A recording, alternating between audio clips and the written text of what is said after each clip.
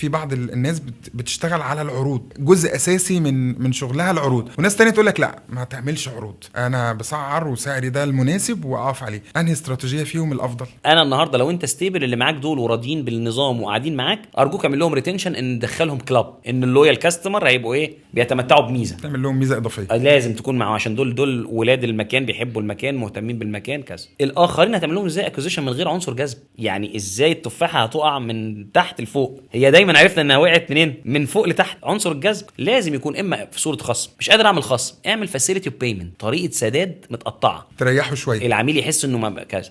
طب مش قادر اعملها دي، هات فاينانس هاوس يسبورت يو، فاليو بقى، ايا كانت المؤسسه اللي هتعمل السبورت، تدخلها معاك ثيرد بارت، هو يدفع بالراحه وياخد الخدمه بتاعتك الحلوه المميزه. الوت سولوشنز ممكن وي كان يوز ات، بس سينك اند سينك اجين، انك تحاول تخلي الحكايه كومفورتبل. وفي التسعير بالذات اسمه التسعير الحرج للسلع اللي فيها تزاحم، يعني فيها حجم طلب كبير وفيها حجم منافسه كبير، فالاثنين قدام بعض محتاجين ايه، سعر حرج بقى، خد بالك كريتيكال.